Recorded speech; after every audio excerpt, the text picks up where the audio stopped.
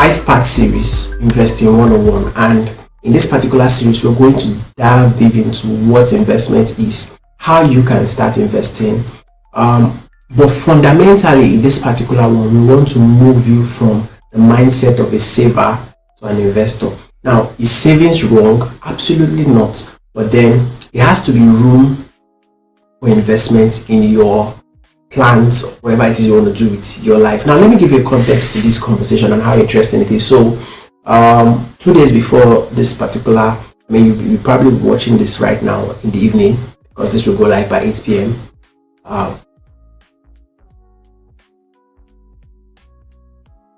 2 days ago, before this webinar,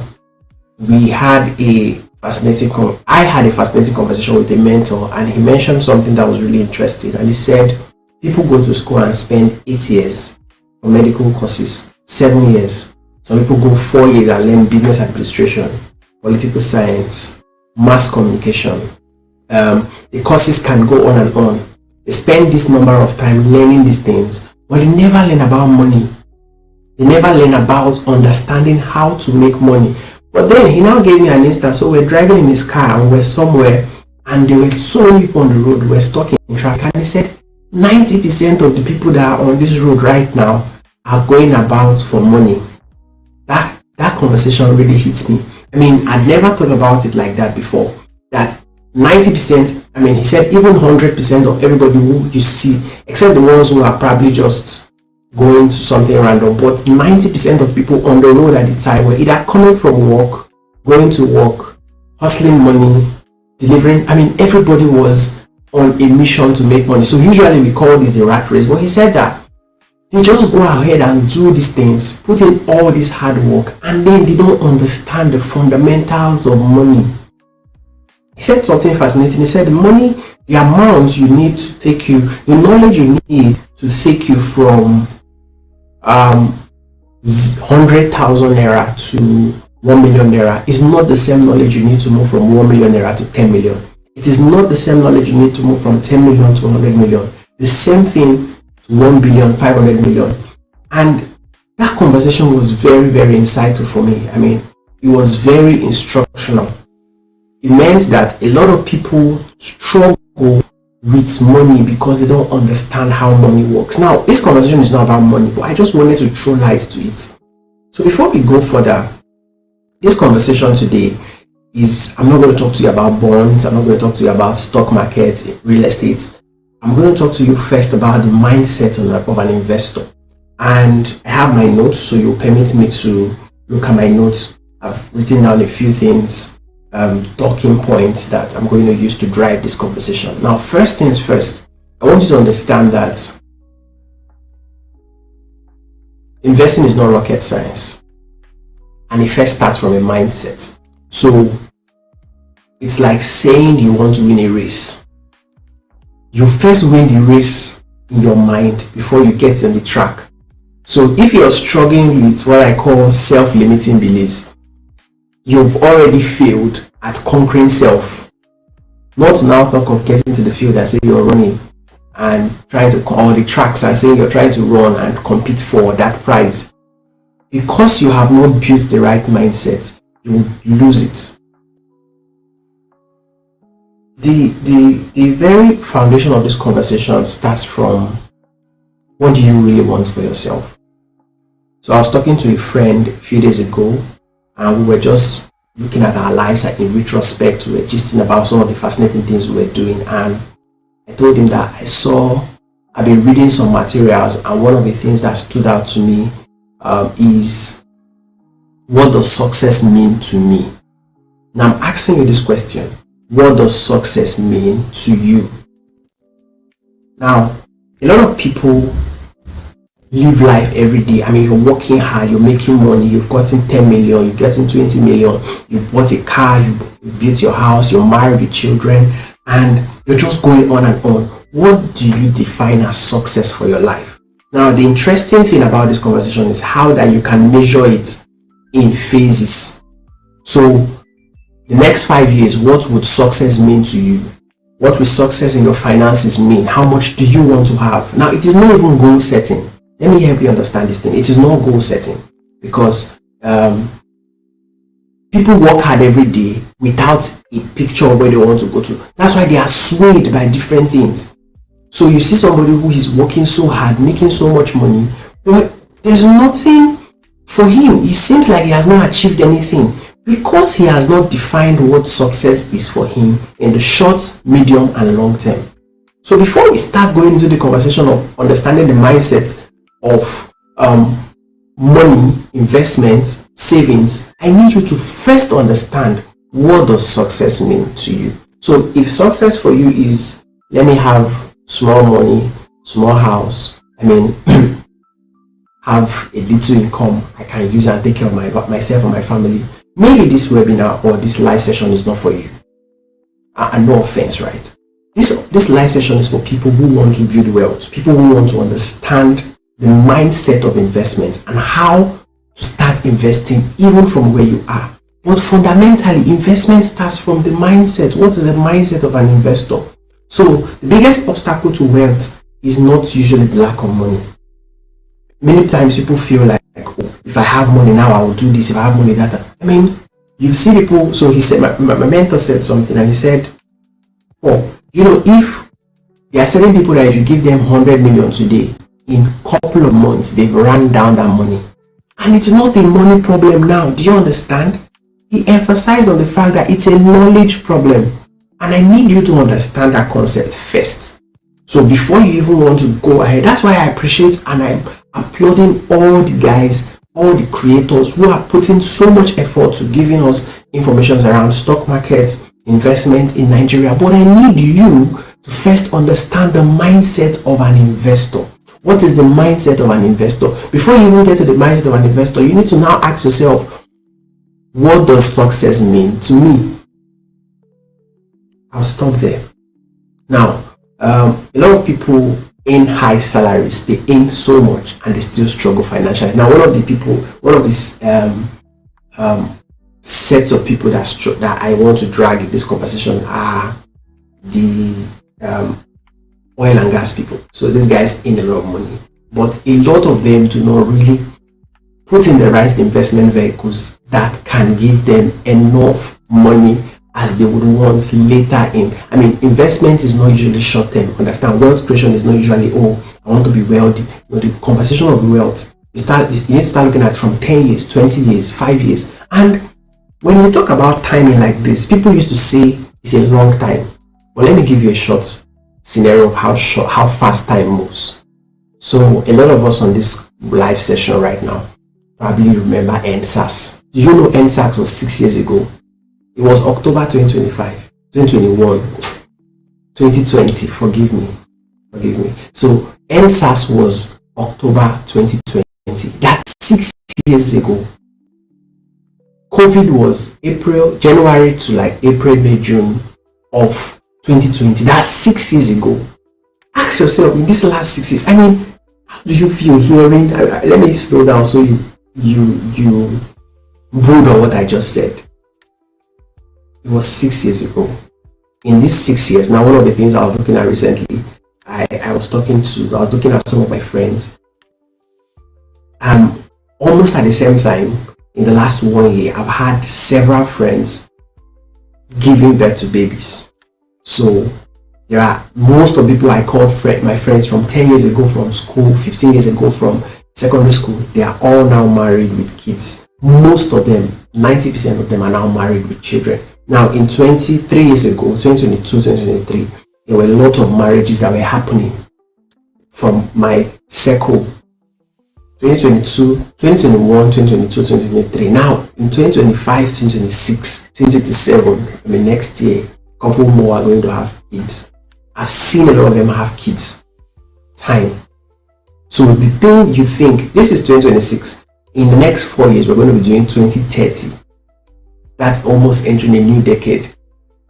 From 2030 to 2040. Now, if you don't start planning and putting the right things in place, first of all, building the right knowledge around investing and savings, you will be in the same rat race another 10 years, another 5 years, another 20 years. Income is not wealth. You can be earning so much right now from maybe your business, from your work, but income is not wealth. Understand what I'm saying. Now, hard work is an income system. Investing is a wealth system. So while you would say, oh, I work so hard, I make so much money. Nice. When you're 60, would you still have that same energy to work that hard? So I and my mentor were still talking, and he said that he saw an old man that was a gates man, and he did not have pity for him. This man should be in his 60s. He didn't have pity because his question was, what were you doing when it was day? I mean, the Bible would say, work while it is day, because when the night comes. So from 50, it's considered that you are entering into the night of your life. That is the time where you're supposed to be resting. So if you think that you are going to keep working hard and having an income system and you're not creating and investing in wealth systems, you're going to struggle even from your 40s, even from your 50s. Before investing money, you must first become an investor mentally. Before you put in any money into an investment scheme, you need to first become an investor mentally. And society teaches you that you need to focus on money instead of the person handling the money, right? A lot of people are. So if you listen to John Obidi, I mean, so much, he makes this statement over and over again that some people are so wealthy, that some people are so rich that all they have is money. So society likes to tell you, make money, make money, make money. But what of the person that is making? So you see people who have money and they have disgusting characters. Careful with that word. Yes, you see people who have money who still do not understand how this money can work for them later, which is the concept of investing. So we have a lot of people who work 10 to 20 years and they have little or nothing beyond a personal house. I mean, you literally spend 15 years, 20 years, 10 years working, and you have almost nothing to show beyond just the house that you live in. So one time I was attending a webinar, not a webinar, a live session on wealth, and the trainer was a wealth, fantastic woman, Tobore. She does so much on investment and wealth creation, and she said something very fascinating, that how much did your parents leave for you? Did your parents leave 100 million for you? If your parents did not leave 100 million for you, it means they did wrong. I mean, when they came, they put me through school. Yes, they tried. I mean, they have a house, yes, but did they leave you a trust of 100 million? Did they leave you even 50 million naira? That question really struck me. I mean, that question was a wake-up call for me, and it made me understand that wealth and income needs to work. Income needs to work directly hand in hand to create wealth. And wealth is not just in the little things, but in how much you can sustain yourself beyond. So if you stop working today for 5 years, 10 years. So I met this very fascinating man. I consider him a mentor too. He was in the oil and gas for a couple of years, almost 30 years. He retired, and he was telling me that if he does not have to live the pain for the next 20, 30 years, even till he dies, and he would not, like, he cannot run out of money. Let me give you an idea. This man has houses in 5 cities in Nigeria. He has a gas plant. Now he has his kids all out of university. He has a learning institution him and his wife had invested in, and he said that even if he stops these 2 businesses, the resources he has, he does not need to lift a pin for the rest of his life. That was very instructional for me. It's a mindset first. It doesn't just start with how much money he kept aside. So he was telling me something. He said, Paul, when I retired, at the time I retired, that was the first time I bought myself a car above 35 million, above 30 million. All the cars I've been driving, even the house I was living in at the time, was a rented small house. My colleagues were living very large because they paid us well. My colleagues were going on vacation. I mean, so he's been retired for almost more than 6-7 years now. And he said every year he goes to vacation twice. First, him and his wife. Second, him and his kids. I mean, he calls all his children from every part of the world they are, and he brings them together, funding it by himself, not by a business money, because he has put in an investment system over a period of time. So do you understand the mindset I'm trying to sell to you? So this webinar, I want you to stay at most 40 minutes. So I'm going to move fast. Now, the difference between income earners and those building wealth. I just gave you a perfect example. So there is this thing I used to say while I was younger, and it was resist the urge to shalaye. I bring it to you to resist the urge to shalaye. What is shalaye? That car you want to buy of 35 million, 40 million. I mean, it's going to be nice, right? But what investment vehicles can you put? It's the concept of delayed gratification. That's the idea of investment. Investment is a concept of delayed gratification. I met a very fascinating person a few years ago. I think that was in 2018. Now at the time, 2019, I think, I used to use one Picanto Hyundai. Yes, Hyundai i10, the one that looks like Kia Picanto, that's hatchback car, and it felt very good and clean for me. But this guy was a big boy, let me just emphasize, and then he was driving a Golf, an old Golf, and then he was talking to us about investment and how that he's creating wealth.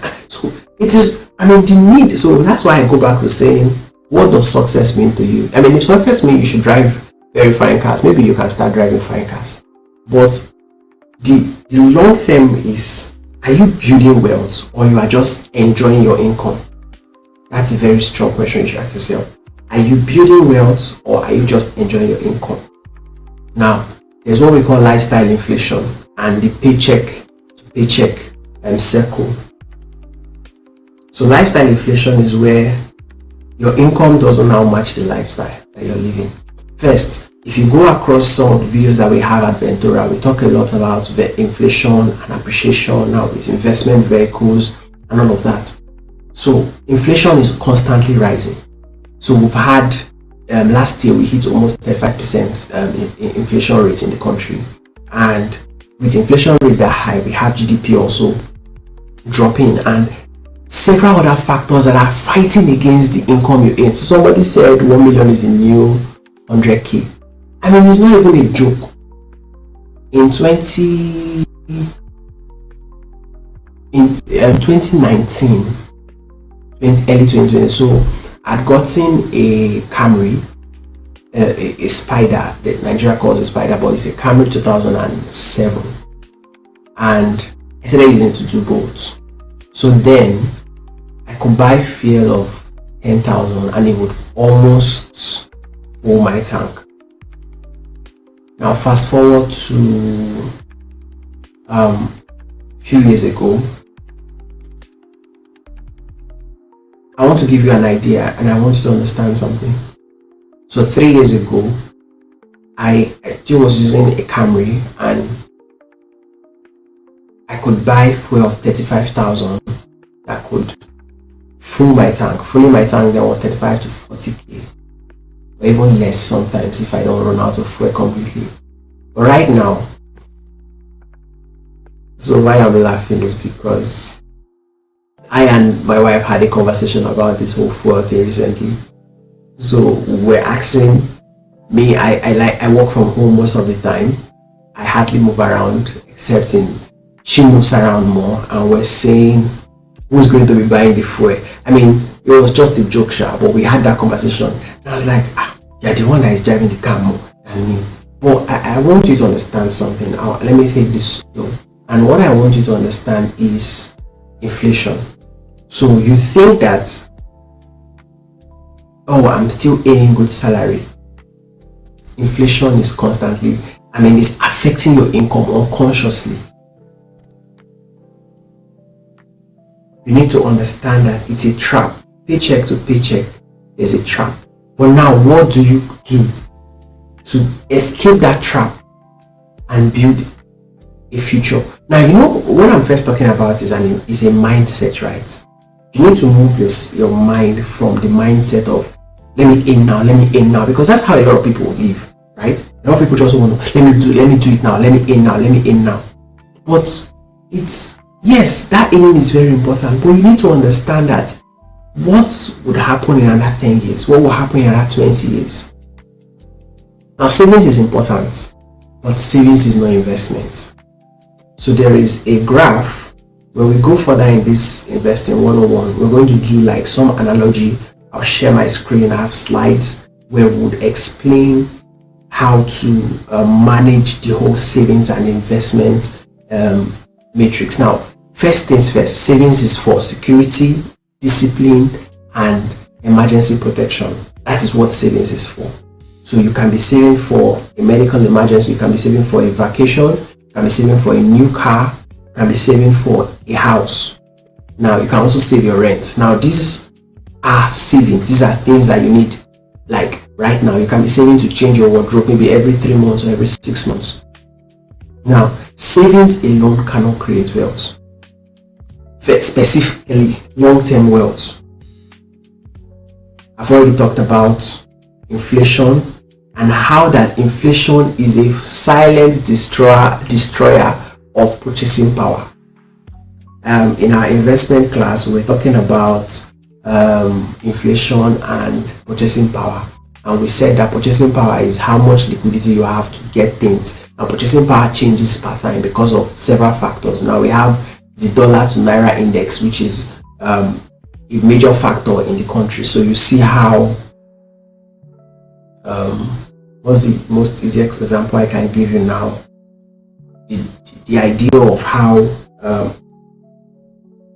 the things, if you had 1 million naira in June of last year, the value of that 1 million and now will not be the same. Here's why. Purchasing power, right? The purchasing power you had with that 1 million in June 2025 and June 2026 cannot be the same. Let me give you an example, a practical example. So where I live, the rent was increased by almost 80%.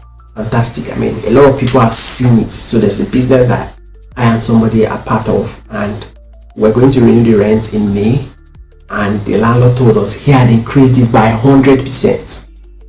So if we had saved the rent money, which was, say, we paid 2 million the previous year, and now you're telling us we have to pay 4 million. So do you now see the concept of how inflation is silently destroying purchasing power? I don't even want to emphasize the whole oil crisis, and that's fuel crisis, and even the cost of cooking gas. I don't want to talk about that conversation, but I need you to first understand. Remember, we are talking about mindset. Now, the difference between preserving money and multiplying money. So what is preserving money? Preserving money is basically saying, this money, I'm putting it in this account so that I can use it to do this. Multiplying money is, I am putting this money in a vehicle that I sort of do not have control over, but it's a vehicle that is very likely to multiply the money. I told you, if you have 1 million in your account in July or June 2025 and you have 1 million now, that 1 million cannot do the same thing it could have done for you. Okay, for example, let me give you an practice. So you're saving to buy a car, and you say in January you told yourself, this car is worth 5 million, I'm going to buy it in December, and you start saving. So by December you've saved 5 million, and you go to the car vendor and he has increased the price of the car from 5 million to 7.5 million. What would you do? That's a practical instance of what it is. Now, if that 5 million was in an investment vehicle, that is in a system that is multiplying, do you now understand the difference between savings and investing? So I'm just keeping it. Remember the Bible, the parable of the talents. So you see that the master rewarded the person. Remember, one of the servants came and said, master, this was the thing you gave me. Take it back. I kept it. I didn't destroy it. I didn't waste it. I just kept it perfectly. But the other one, fascinating, came and said, you gave me 2. This is 5. You know, he took orders from every other person and gave to that person who multiplied it. So what does that tell you? God is a God of multiplication. I mean, I now sound like a pastor, sorry, forgive me, right? But that's the truth. He wants you to multiply. He does not want you to store.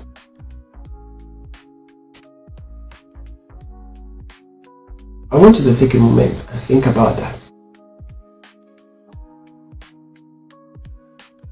One of the very first and most important principles of investing is discipline. So it's, I'm doing the comparison so you understand something first. Yeah, you have the culture of savings. Now that same culture you have in savings, you need to still imbibe that same discipline for investing. But we will expand on this. Remember, this is the first section, which is just moving from saver to investor.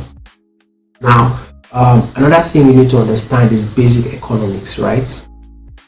Basic economics. Every wealth builder must understand basic economy. What is basic economy? Demand and supply. I mean, there is a whole class that I've done about 2 hours on our private investment group that we were talking about demand and supply, and we were talking basically about land, because Ventura writes in the fact that we are architects in capital and engineers for wealth creation. So we're just emphasizing on economics. I mean, we showed graph. It was just demand, supply, inflation, GDP. These are very simple and important things that I have something in my notes. So give me a moment. Let me just pull up that note. One of the notes we used for our class. There is a matrix I would want you to see. So in one of our class, we did the pyramid of wealth, right? And we explained how the pyramid of wealth plays in the long-term importance of wealth creation. Where would you want to play? I don't want to start going into that thing, those areas, because it's going to really drag this session. This is more about around mindsets, moving you from just a saver to an investor. Now we are not rolling out the place of savings. Remember, I've established that savings is good. Savings is for emergency, is for certain things that you want to do.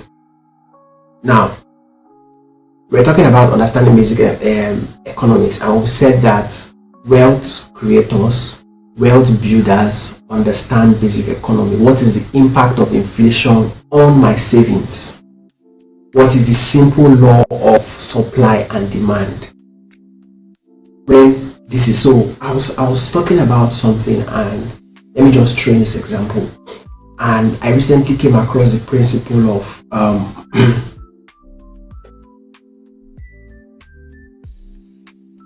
let me pull that up. It's something around the shovel economy. Now let me give you the instance. So during the gold rush, the people who made the most money were not those who were mining gold, because it took a lot of effort to mine and create gold. Now the people who made the most money were those who were selling the shovels, were selling tents, were selling the hats that they used to enter into those mines. Those guys made so much money from the gold rush, and they were the silent guys. So it's an economic concept I want to understand. But remember, we are saying, as a wealth builder, someone who wants to create wealth, someone who wants to be an investor, you need to understand basic economics. Now, you need to also understand economic circles and the opportunities that reside. What are the opportunities that are present? Now, this is not an economics class, but I'm just telling you the mindset of an investor. A saver just wants to save his money. But what is the impact of inflation on that money? What is the concept of supply and demand to that money you are saving, which is good? This thing you want to buy, what is the opportunity cost to it right now? The serious opportunity cost is, what are the forgo? What am I leaving to say, let me get this instead of this? So that 40 million car, that 30 million car, so my mentor was telling me that one of the things he learns that he does not regret completely, but it's a lesson for him, is that he wouldn't have built his house the time he built it. He would have built a hotel instead and continue to pay rent.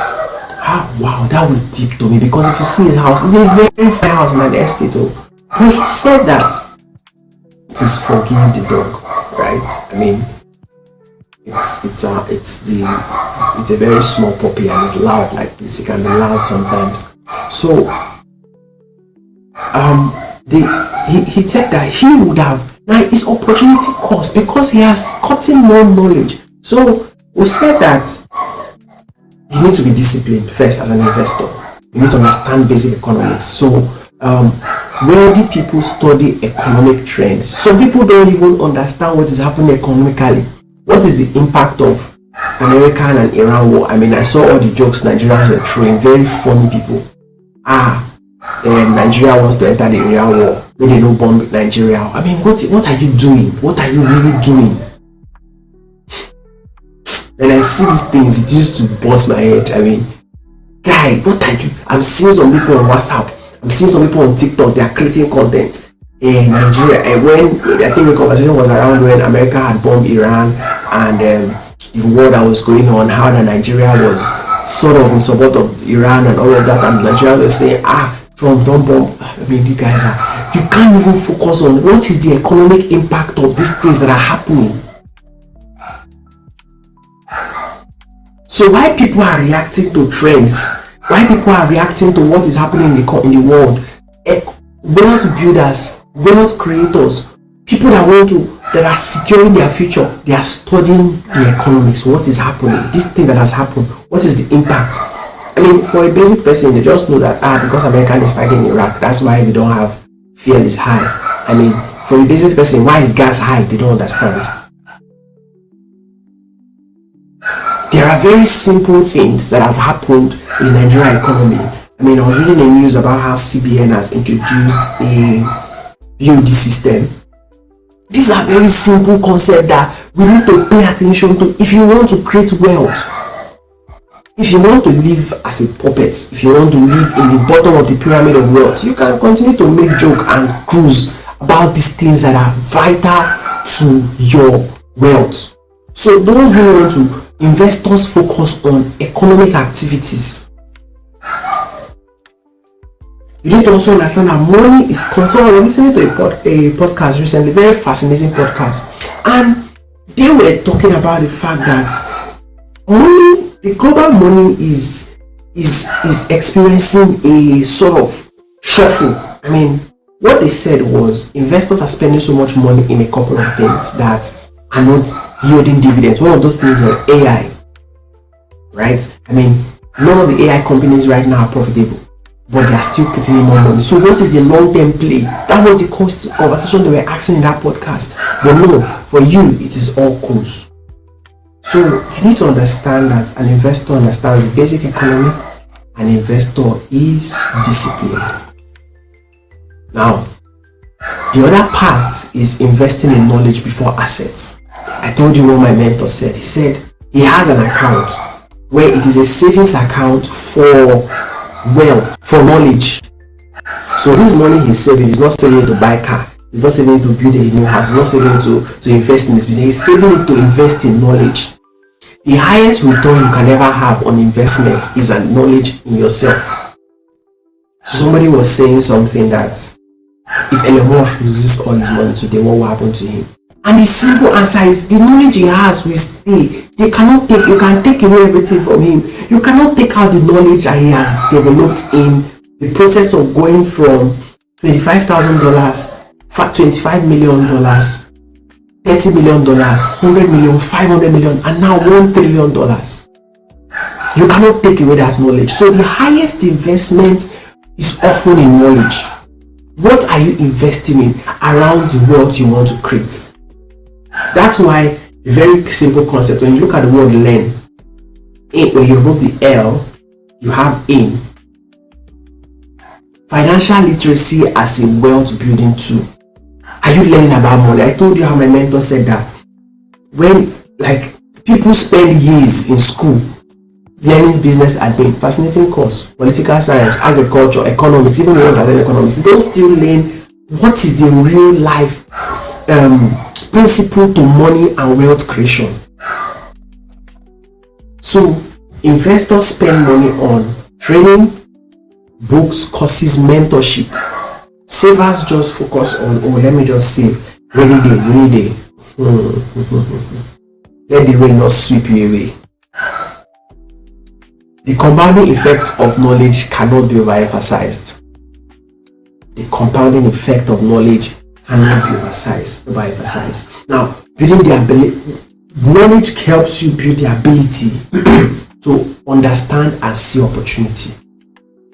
Where is the economy moving to? What is the next thing? Where is the next industry? Where can I position myself? That is what knowledge does. That's why I say, if you listen so much to some of these people who are putting out quality content on investment, you would actually do some of the things they are saying. Now, while I'm not saying you should subscribe to all of them and just jump on those things, I mean, you have to really also invest in your own knowledge. The other thing that you need to understand about the investor's mindset is money management. If you have income without management, it leads to waste. Budgeting and financial discipline.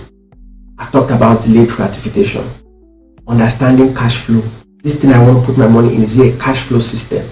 My mentor told me that his house is a liability. Okay, this house is fine. It cannot be. He said he's just living inside all this big house. He could have just rented and used this place for a hotel. Cash flow, wealth creation. Another thing I see is living below your means. A lot of young people today are on vibes. So I used to say, resist the urge to shalaye.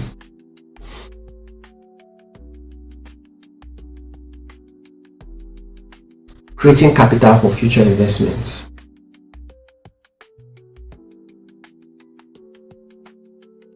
Stewardship precedes multiplication. So I'm trying to move really fast as I look at my notes because I still have a few more points before we wrap up. While I'm talking about the skills, what do you need to move from being a saver to an investor? And we've talked about discipline. We've talked about understanding the economies beyond the trend. Don't react to the trend. Don't jump on any trend. This one is happening. No. Understand money management. Then relationship and capital. Now, let me say that again. Communication and relationship capital. So, I like to pride in the fact that one of the things I can boast of is over the years, because my background is in tech, I have built a lot of relationship. Wealth is, I say it a lot. Opportunities are in people and not in places. I remember when I left the city for a whole year and moved out, and I had to come back. The first thing I did was I looked at my contact. Who can I call to give me a job right now? And I called 2 people, and they offered me a job. It was not because I was their friend or I was just a good-looking guy. I'm good-looking, but it was because it was something I could bring to the table. You have to understand negotiation. You have to network. This one that all you're doing is to sit down on TikTok live and watch random people do random things. There are too many distractions right now. What are you investing in your network? Are you investing in relationship building? The value of a personal brand cannot be overemphasized. Continuous learning. There's a huge link between knowledge and opportunity recognition. Now, one thing I want to say is, what makes the wealthy is the knowledge they have. Trust me, you think you have done, there are informations you would never get until you get into a certain kind of community, until you get into a certain kind of network. Do you know, my mentor said, the rich wants you to be poor. The wealthy, they like that you are poor. The pyramid has to stay balanced because the top has to be smaller. That's why we used to say there's so much room in the sky. The top has to stay small. If the pyramid turns like this and everybody is now wealthy at the top here, and then everybody here, the people that are poor are small, there is no balance. There is no balance in the pyramid, the pyramid of life. Do you need to understand? But do you want to be in that? Do you want to be the one that is putting all the effort and the people at the top are enjoying it? That's why you need to invest in knowledge. So, self-limiting belief. Self-limiting belief. One of the things that hold people back from investing is a couple of self-limiting beliefs. Investing is only for the rich. There's in the army, the military, they call it self-sabotage. I don't earn enough to invest. People from my background can't become wealthy. I'm too old to start. The economy is against me. Tinubu. Sorry. That video is annoying. Sorry, I don't know why. But you know the video I'm talking about. That video is annoying. Why are you shouting? Let me leave that conversation. How beliefs shape financial behavior. Replacing scarcity thinking with growth thinking. I told you that it is not about money first. I remember one conference I went for. I remember that particular meeting, not such a long time ago. When I looked at everybody in the room, first when I parked my car, all the cars that were parked in that place, they were all elderly men. I knew that I did not say anything, but I had dressed very well. And I had prepared myself on how I was going to communicate in that room. So when I got in, when it was break time, when it was networking time, I started moving around. I met with people, fantastic people. I connected with very unique people that I'm going to do a couple of businesses with. And then one man came to me and said, I really love you, your energy, your mind. I love your confidence. That was the word he used. That thing, they don't used to learn it in school.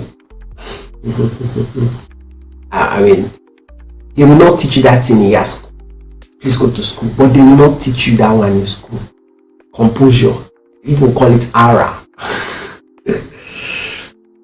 So one of the last things that investors do is they shift from consumer mindset to investors mindset. You can't be consuming. First you are consuming light, you are consuming food. You are just taking from the economy, not taking, you are giving to the economy, First we are in a consuming nation. So it's very easy for you to fall prey being a consumer and you are not creating anything.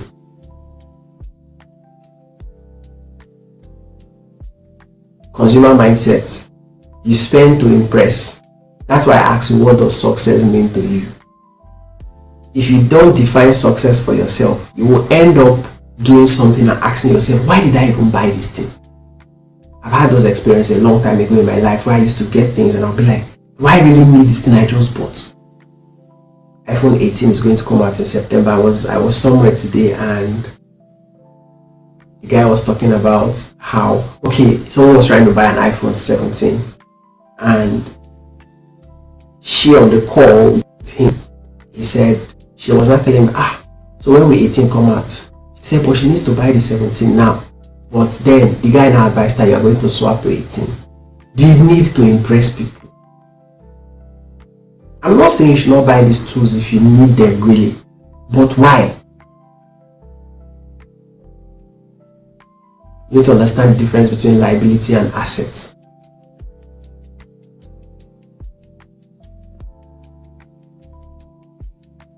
Train yourself to think long term. See money as a tool rather than a reward. I used to see this every time. You need money to make money. It's not even you get 10 million and you will just lapidate. Wealth begins with identity before strategy. Because if you don't solve the you problem, you will still fall into the circle. You will still fall into the rat race. You will still be in that poverty loop because you have not figured out, like I said, what does success mean to you? That's the question I want you to take back. If there's nothing you got today, what does success mean to you? Once you understand what success is, move from being a consumer to a creator. Your greatest asset is not your salary. Your greatest asset is not your income. Your greatest asset is the knowledge and the mindset you have. Because if you carry that income and go to some places, it's going to be almost insignificant. You will fall again into the rat race trap. The quality of your financial future depends on the quality of person you become. There's hardly anybody who has built sustainable wealth who has not invested so much. I mean, let me give you this practical example. There's a difference between chief priests and Otedola. There's a reason why there's a difference between those two people. No offense to anybody. Just let me leave that at that. Before investing in lands, stock, or a business, invest in yourself.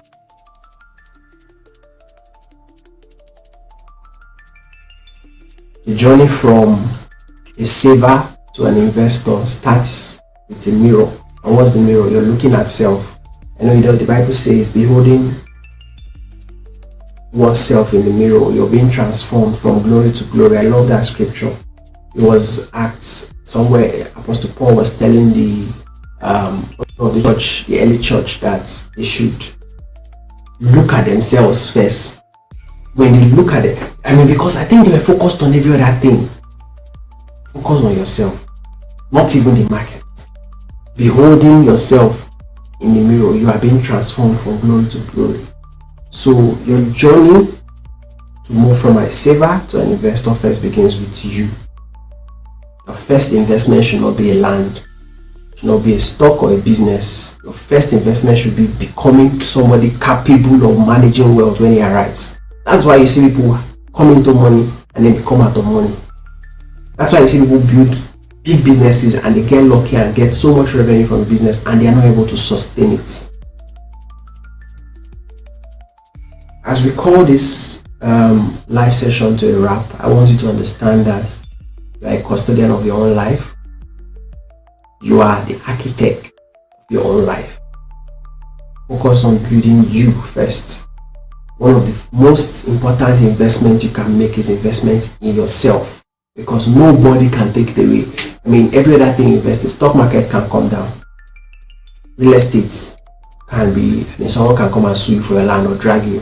Come and look at our Ventura 7-point strategy on how to get the best lands.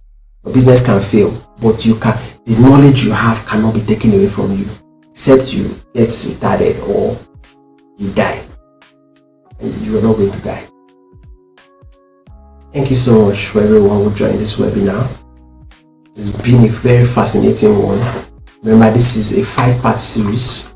This is only part 1, and I personally look forward to seeing you in part 2, part 3, part 4, and part 5. By the end of this 5-part series on Investing 101, you would have understood why investment is important for your future, not for my future. Thank you so much for joining us. And please, if you are just joining, you can start your investment journey today by following us on our socials. We have a community we are trying to build.